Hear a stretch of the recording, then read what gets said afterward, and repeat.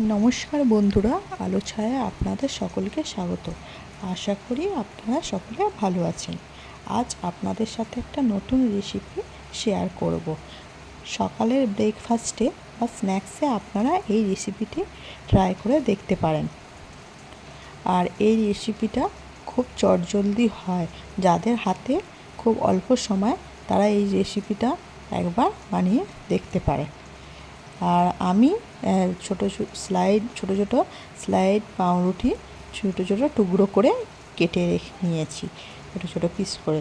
এবার আমি একটা কড়াইতে সাদা তেল দিয়ে একটা আলুকে ছোটো ছোটো টুকরো করে কেটে নিয়েছি। সেই আলুটা কড়াইয়ের মধ্যে দিয়ে ভালো করে লাল লাল করে ভেজে নেব, ভেজে একটি পাত্রে রেখে দেবো।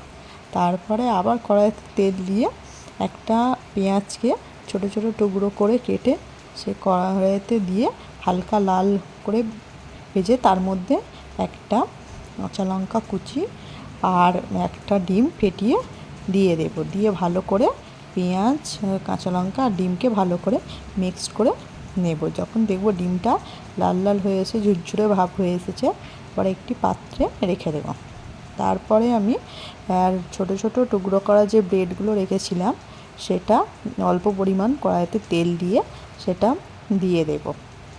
কড়াইয়ের মধ্যে দিয়ে ভালো করে নাড়তে থাকবো। এবার ভালো করে নেওয়ার পর সময় আমরা গ্যাসের ফ্লেমটা লো রেখে দেবো, বা হাই রাখলে এটা পুড়ে যেতে পারে। তো গ্যাসের ফ্লেমটা লো রেখে এবার অন্তত মিনিমাম 10 মিনিট এটা নাড়তে হবে।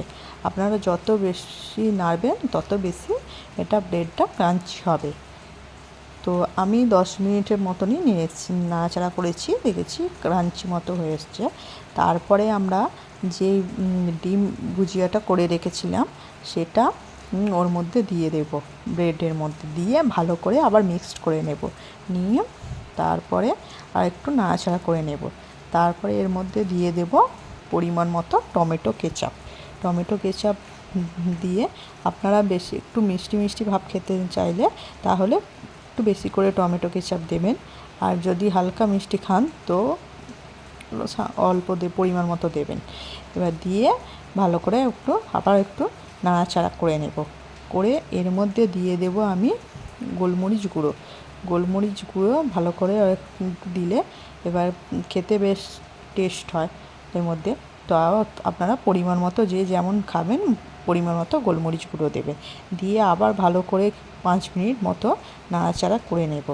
নিয়ে তারপরে আবার দেখব যখন যে ক্রাঞ্চি ভাব হয়ে এসেছে, তখন আমরা গ্যাসের ফ্লেমটা অফ করে দেব। দিয়ে মিনিট 5 গ্যাসের মধ্যে বসিয়ে রাখবো। দিয়ে এবার একটি পাত্রে ঢেলে নেব। রেডি আমার এই ব্রেড রেসিপিটি।